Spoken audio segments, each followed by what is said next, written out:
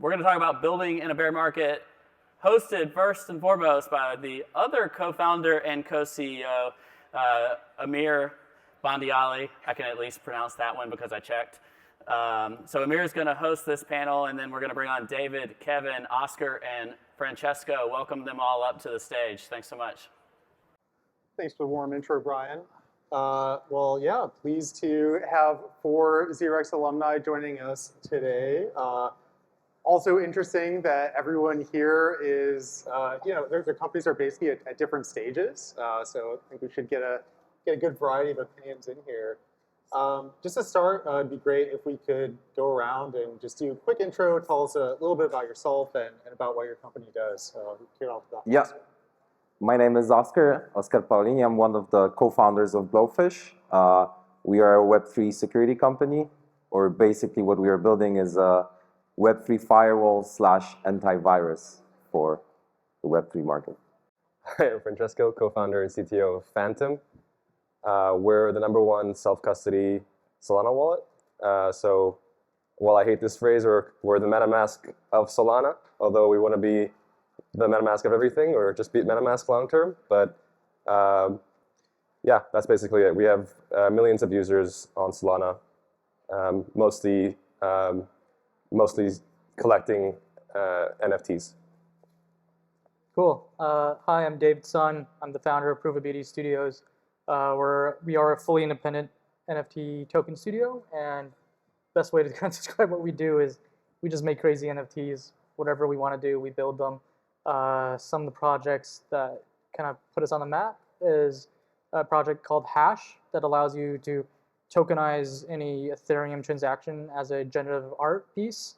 And then we have some other projects that celebrated other occasions on the Ethereum blockchain, like the London hard fork, the merge. We created celebratory NFT experiences around those. Cool. Hi, my name is Kevin. I'm the CEO of a company called Goldsky. We are the leading real-time data platform for crypto. So we just make it really easy to get the data that you need to launch your apps and backends. Some of our notable customers are Arweave, Polymarket, and PoApp. Awesome. All right. Well, I think for pretty much everyone here, like this isn't your first rodeo. You've either been working in the space during the last bear market, or at least have been engaged in the space and aware of it during the last bear market. Curious what you all learned, and if there are any takeaways that you're applying today, and if you have any advice for current or aspiring founders. Kick it off to Oskar. Well, we definitely sort of don't focus on whether it's a bear market or a bull market. We definitely focus on the builders of the companies and that are pushing and building the products regardless of whether or not the market is up or down.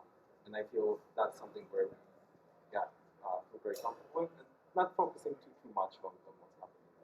I mean, for us, the direction is upwards. It's just that there's a small S-curve downwards. And that's pretty much it. Don't sweat it. The two shall pass.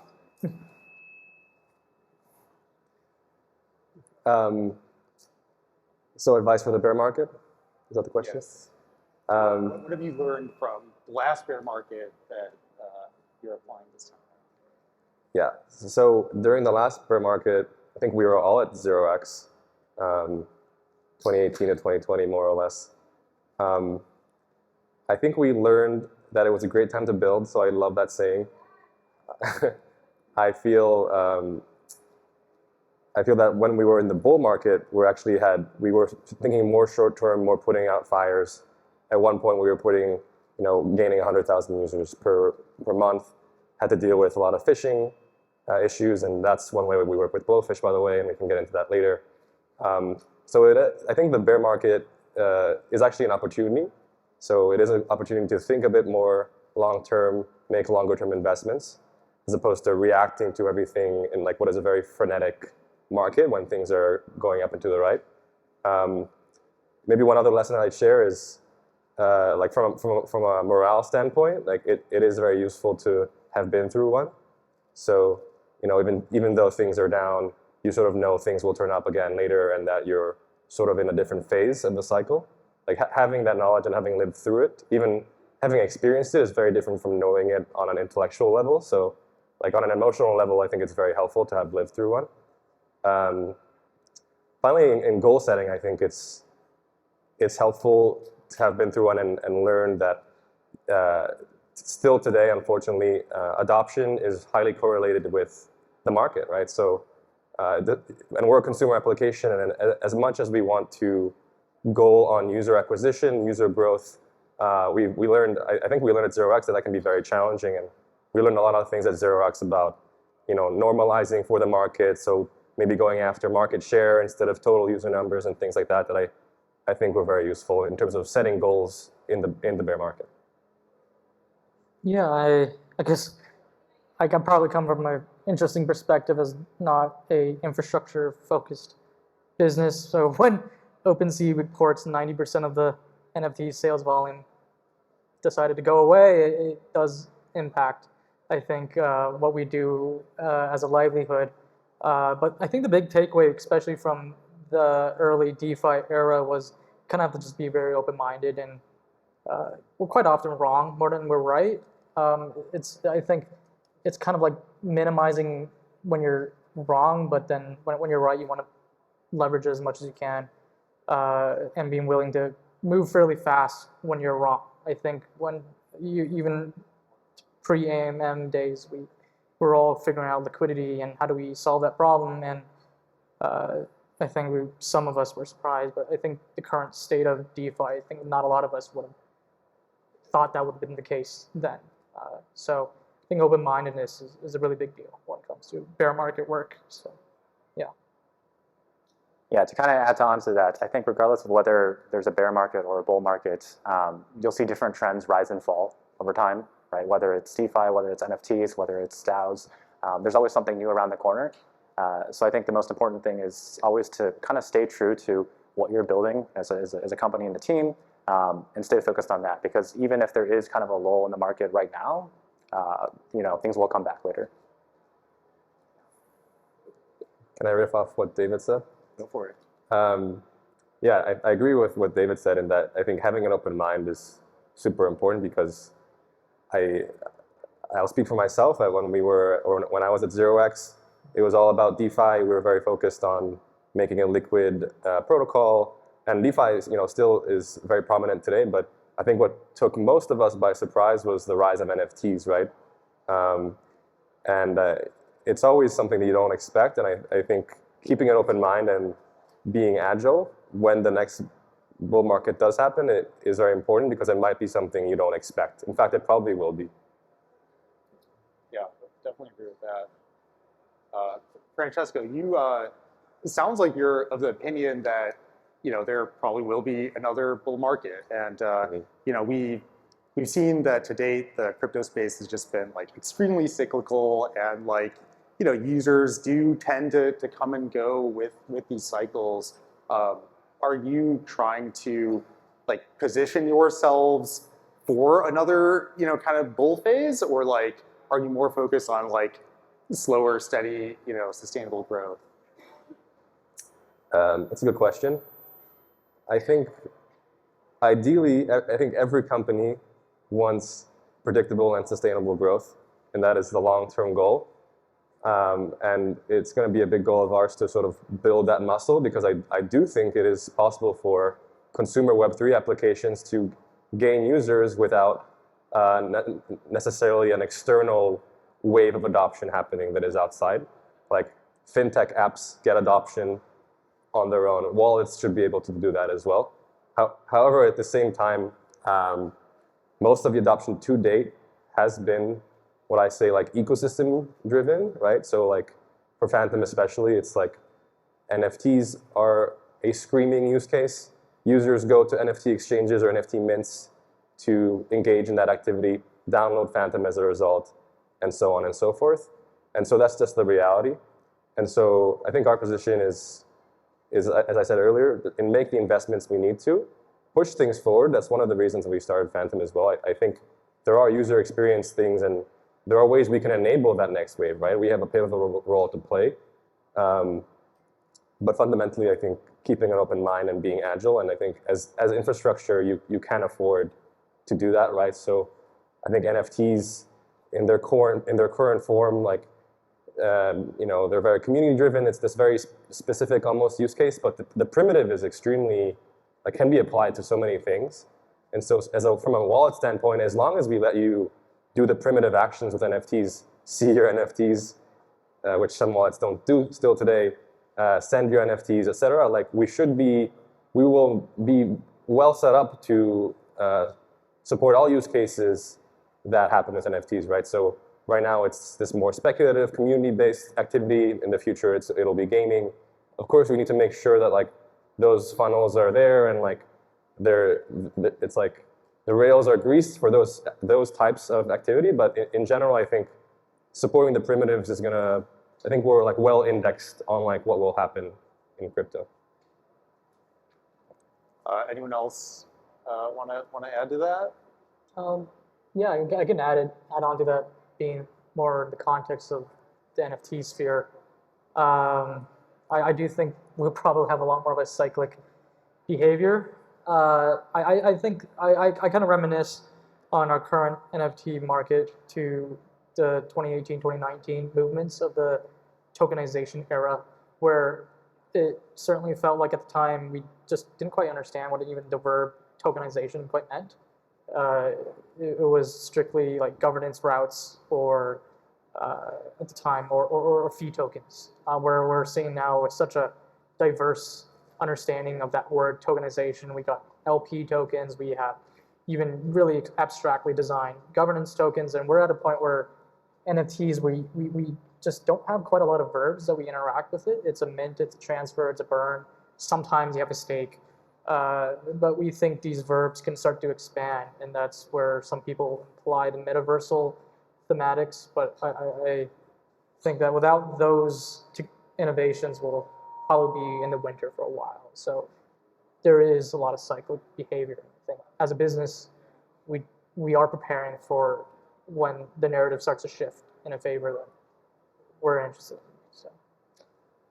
So I think what's really interesting about building for growth versus building more sustainably and measured, and is that it's actually very similar to financial investing, for example, right? So you have some people that are more value investors. You have some people that are more growth investors, right? And I think different strategies work during different markets. So as we saw in the last bull cycle, you can leverage up a lot during the bull cycle, and you'll get really great returns when that happens. But then maybe during a bear market, that doesn't work out necessarily as well, right? So I think companies generally adapt strategies as things come between bear markets and bull markets. I think for us and for infrastructure specifically, we focus more on just measured sustainable growth, because part of our mantra is we need to be a stable, reliable foundation for a lot of other companies in the space, right? So personally, for Goldsky, we definitely take the latter approach of more measured approach. Yeah, we at Blowfish definitely sort of focus more.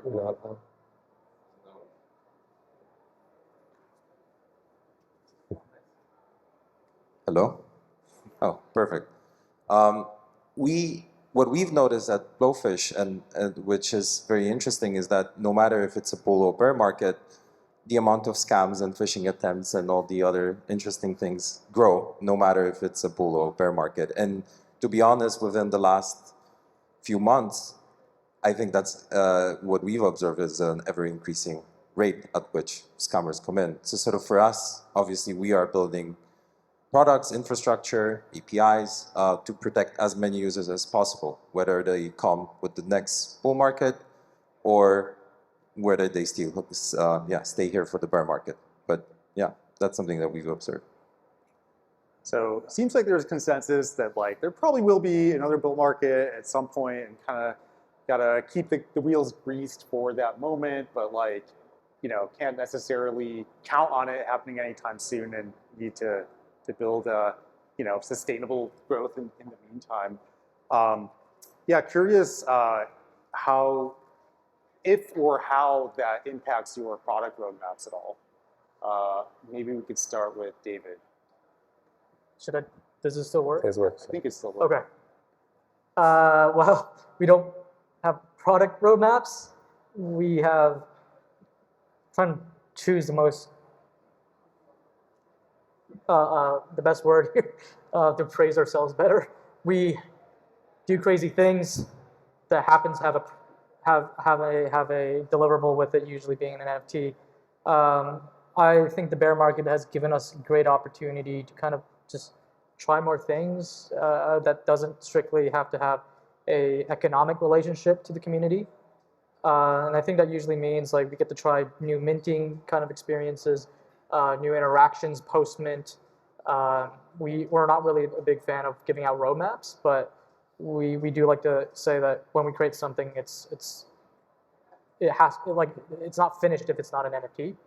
So for us, there's been a lot of projects we've been holding back on because we wanted to make them in a bear market where the community was a lot more interested in exploration and experimenting with the very medium, where the bull market for us it was such a monetarily driven community or wealth driven community that there were certain projects that we did make and the noise was just too overpowering for us to make the time worth it. So we probably, since we're not infrastructure, we are very kind of choosing our battles, if you will, about what we build, how do we spend our time in a bullish or a bearish cycle. So, yeah. Anyone else want to weigh in?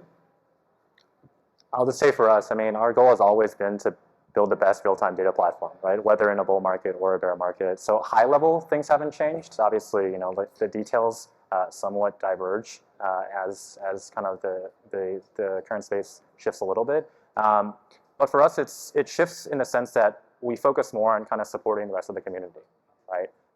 In a bull market, you know, there's just so many new things coming out. It's hard to keep track of everything and keep up with everything. In a bear market, it's like it almost forces the focus on efficiency, right? Or building real value in a lot of ways, right? As opposed to maybe things that are a little bit more out there, like, you know, like mercenary capital or like giant Super Bowl ads or something, right? It's more of a focus on just being very product-led in a lot of ways. For us, the roadmap didn't change. We still have. But what's interesting is that we meet the companies and the builders, and all of them say the same thing, that they are building the products and they are not slowing down. For them, the roadmap may change. And for us, the roadmap is that in a few years, we're going to onboard millions and millions more people to sort of how can we improve the UX for those people? How can I, in my case, make my mom not lose money on a scammer on Twitter? Yeah, makes sense. I mean, I suppose it depends what stage company you are too. You know, I think for a lot of us here, like we kind of have one product, right? And that we're just making it better, right? So the roadmap isn't necessarily changing. But yeah, curious for Francesco, like you might have many things you're working on, and now you have like harder prioritization decisions. Does bear market impact your thinking at all? I mean, I spoke to this a little bit earlier, where it does feel like we can be less reactive and make those longer-term investments, and we can start thinking more fundamentally about how we want to push the space forward. In a bull market, it's very much like you're chasing the users and what they're doing, as opposed to having your own theory about like where things should go. Yeah, I'd say that's the main difference, but I don't think it has substantially changed our roadmap. Okay. So David touched on this a little bit. You know, during bull markets, communities and users could be, you know, very driven by money. There's a lot of mercenary capital in this space. Curious how all of your communities have been impacted by the bear market, and if you are choosing to engage with them differently than before. You could kick it off with Kevin. Yeah, so I touched on this a little bit briefly earlier, but yeah, in a bear market, everyone is focusing on building, right? It's less about necessarily hype building, but more like product building, So for us, in terms of how we think about it, it's we just want to support the builders out there that are building, especially in this climate, right, where it is a little bit challenging. I would say, aside from that, yeah, there's not really a whole ton that's necessarily different versus before. Oskar? We don't have a lot of community. We were just building it, That's fair, that's but that fair. didn't impact it quite a I bit. can help. Earliest of all of us. I feel like, sorry. On Phantom side, I think in the bull market, we were seeing a mix of these mercenary users and sort of people that were newer to the space, were trying to speculate on NFTs as newbies, and so I think maybe going back to the earlier question, like the roadmap does change a little bit, or like the equation does change a little bit, because you're mostly left with these like pro users in a bear market, right? So it's still very much happening. There's still millions of them, but sort of the casual user is maybe not as present anymore, and so that does change the equation. Where, especially in the NFT market, you're optimizing more for utility and functionality as opposed to something else that maybe not pro users want. So like what the current wave or the current cohort of users really cares about is like they are very profit seeking, right? And like, can they use Phantom in their profit seeking activities? And they really care about like, are they able to change their account quickly enough? Are they able to copy their address quickly enough? Like they're using the wallet extremely aggressively, often multiple times a day, in order to engage in these activities. So I think that like the user feedback changes as a result, because the user is just this more like aggressive one. But we don't have a token or anything, so we don't. There's nothing about engaging in that way. Kind of jealous of you guys. I think I spend pretty much a big chunk of my job is dealing with mercenary capital. It's a constant fight for creator teams of NFTs to kind of figure out how do you build the fairest distribution, and that in itself is incredibly hard, as it's you can have influencers influencing in negative ways. We have very sophisticated bot software that is creating pretty hard vectors to prevent, and so to build something that's a balance of like, it's not like game theoretically way too complex, but then not simple enough where the users you want to acquire or join your community, they're left out. It's quite a hard balance for us, and so it's a constant battle. And we have been working really hard on different ways, and since there's been a wave of free mint projects, and those have certainly kind of brought in they brought in the monster, the sophisticated bots, and so we've been really wrestling with a lot of those things. But usually after the mercenary capital leaves, we are usually left with a pretty honest and fun community to work with. But the initial wave is always a struggle for us at the studio. So yeah. Cool. Well, talked a lot about the downsides of bear markets. What are your absolute favorite parts about building in a bear market? There's the meme like bear markets are for building, but like taking a little bit deeper than that, like what do you enjoy most about building a company now? We start with Oskar. What I like the most, well, the bear market's definitely trimmed the fat. There's definitely been a lot of companies that thought they would change the world, but then the bear market happens and that didn't happen. So sort of for us, building in the bear market definitely is there's a lot of talent that we can sort of acquire, free floating. Yeah, I'm not sure. I think that it's definitely it's a true statement that you basically sit down, buckle up, and work on the product and get ready for, yeah. I don't want to even say the next cycle. I don't think it's about cycles. It's just about the direction that we as an industry are heading and where we want the industry to be. And it's going to be coming in S-waves, like S-curves. It's never going to be a direct point-to-point. But my most favorite thing is that it just trims out the fat. And like, I can look at Twitter more freely now. I agree with that. It certainly made hiring different, but we may get into that later.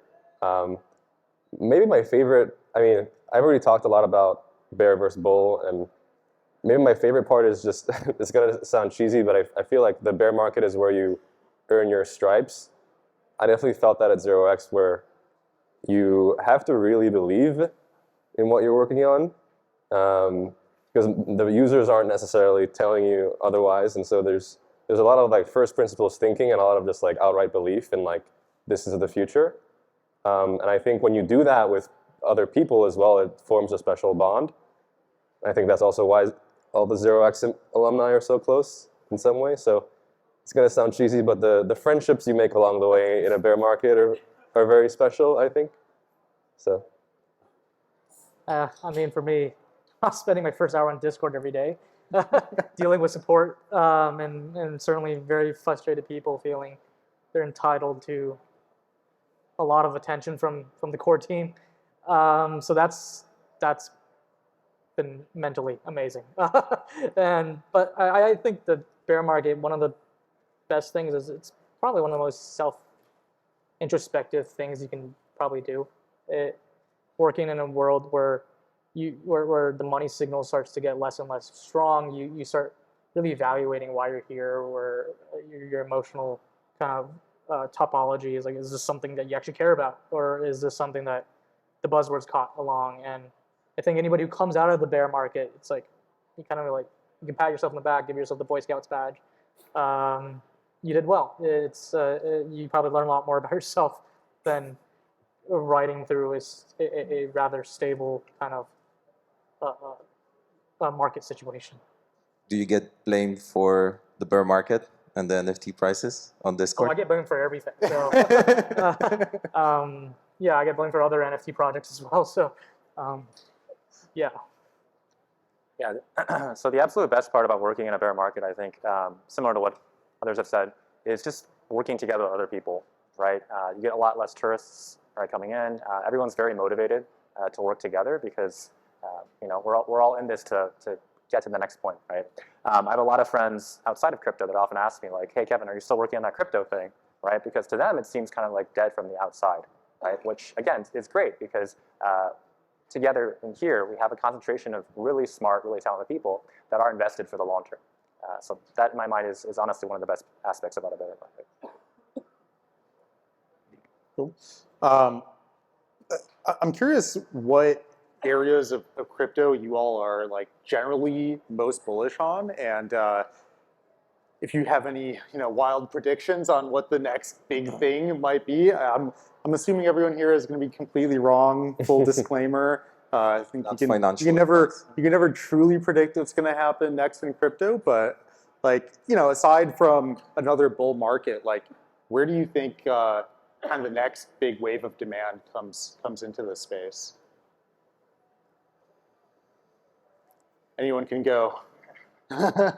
So I don't know where it will come from. What I'm excited about is getting like the people excited about it, like lowering the barriers, improving the UX, either through a great wallet or a great product. I think NFTs showed that, you can sort of penetrate the mainstream. Like, you can have your parents and grandparents own an NFT and be kind of excited about owning it, not just for the, being a rich thing. So I definitely look forward to that. I have no predictions. I cannot tell you, but yeah, I'm excited about it. I don't have any crazy predictions either, or I guess I don't try to predict that much, or it's not something I try to think about that much. It's certainly, I will say that gaming is certainly a narrative. Like I think NFTs still have a lot of legs as a primitive, right? Like the idea of digital ownership of media or whatever, like, is super powerful and has a ton of legs, and so there will be many iterations on that. It feels like the next iteration, at least in terms of where talented people are looking at and spending their time and building, one of them seems to be gaming, meaning like NFTs will expand to virtual worlds, and you'll be able to, I think everyone understands, but like gaming items will be composable with DeFi, you'll be able to move maybe one gaming item from one game to the other, and everything will sort of be more open and permissionless. And those markets and economies will be big and exciting. That's one thing. I don't particularly, don't remind me of me saying this 3 years from now or whatever. I do think one trend though is like this wave. One thing I believe maybe a bit more strongly is like this wave, we saw a lot of dApps and projects gain, like make that step function change in terms of adoption. So like, especially NFT exchanges, I think like millions of users, right? And before that was not the case. That was actually really hard to imagine.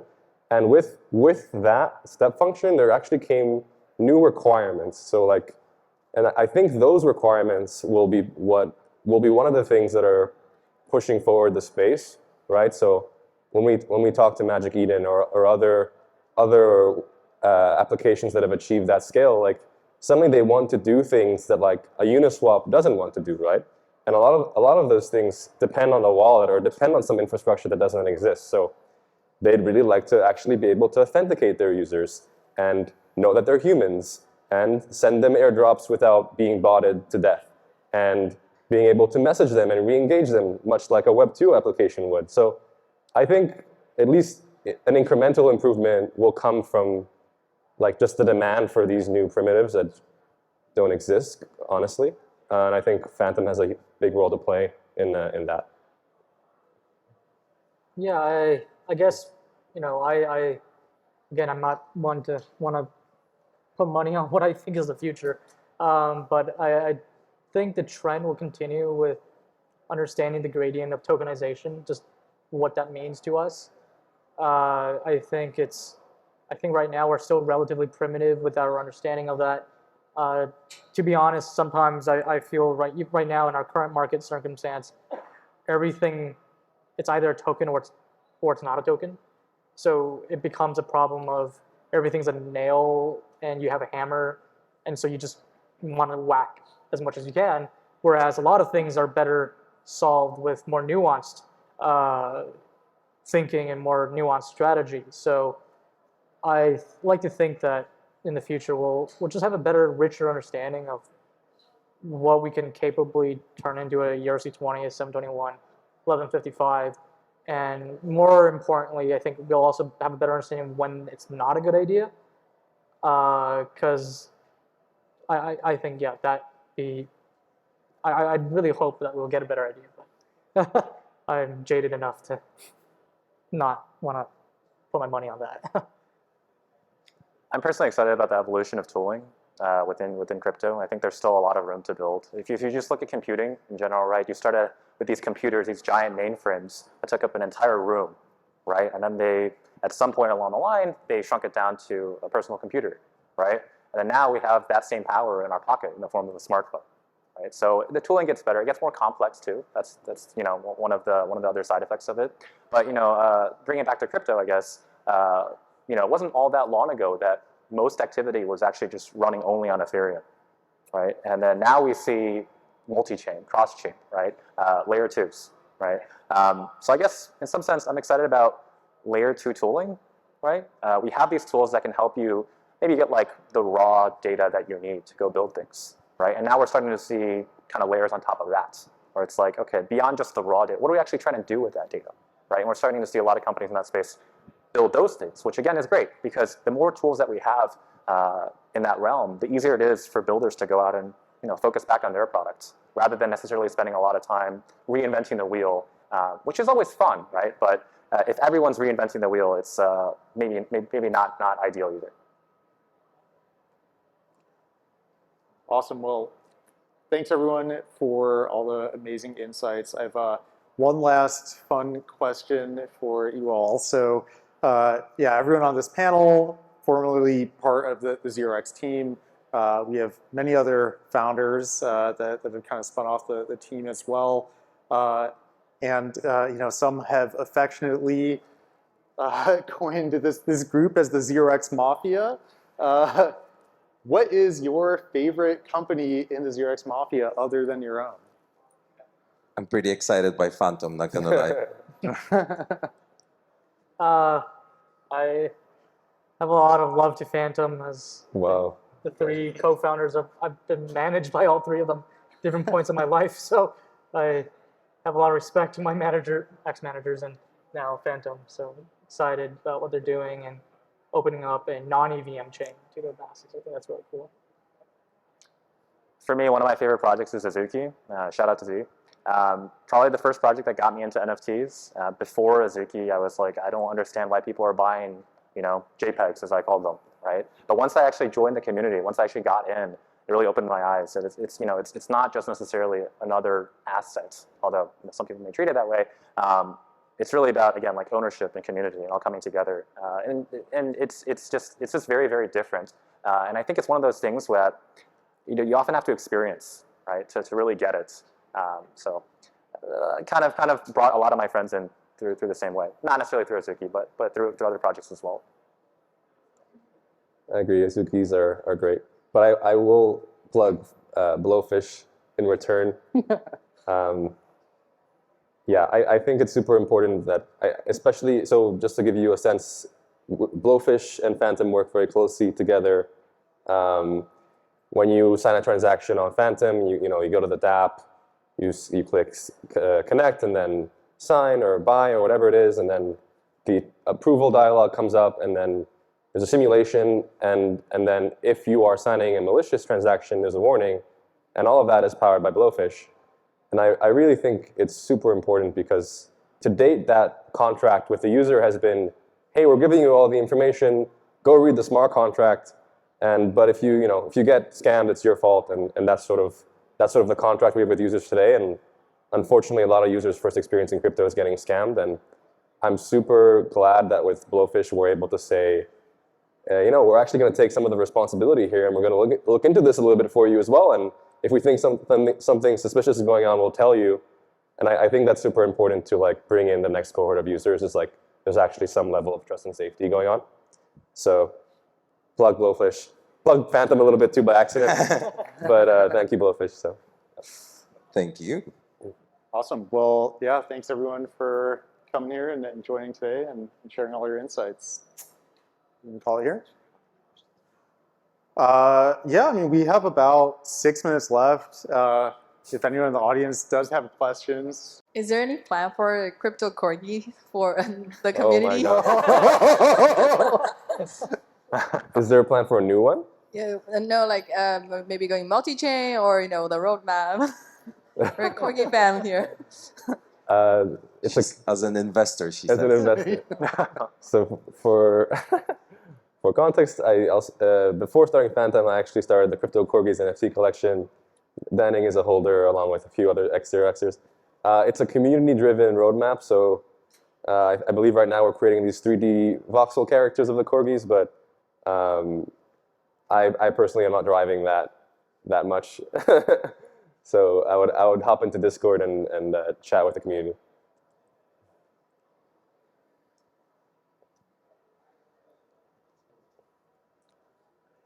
Hello, thanks for coming. So we are definitely in a bear market right now.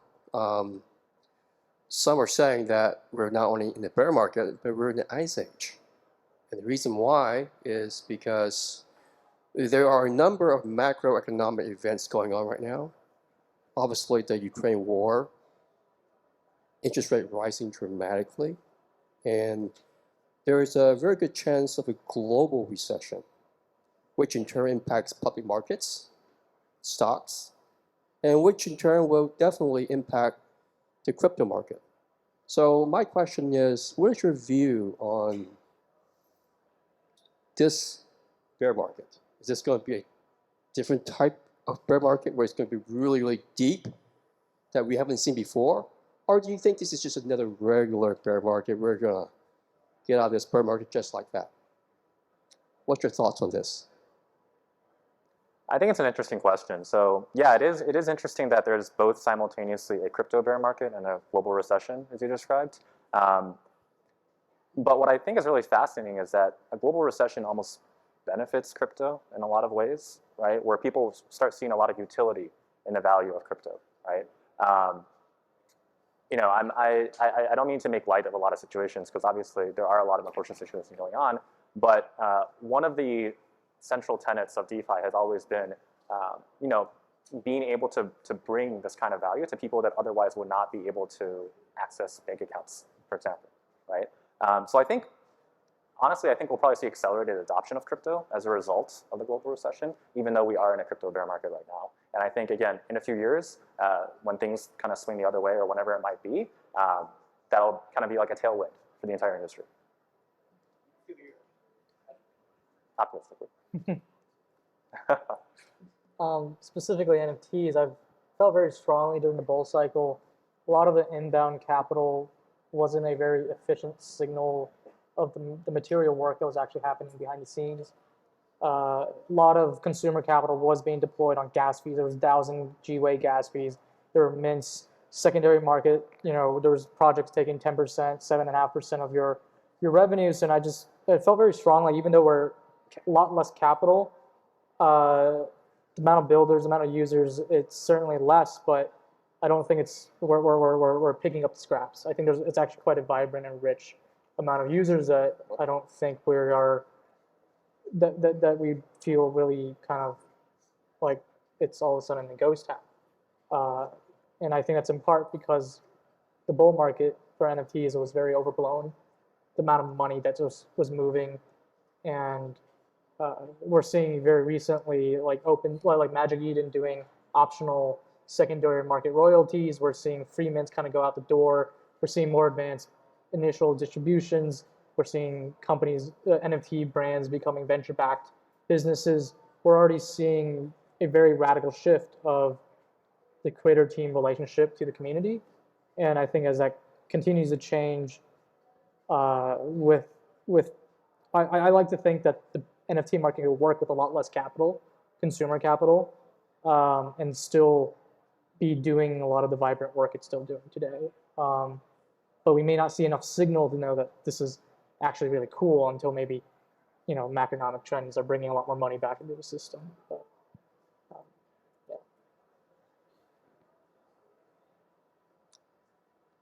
Any other questions? We good? All right. Thanks, everyone. Thank you.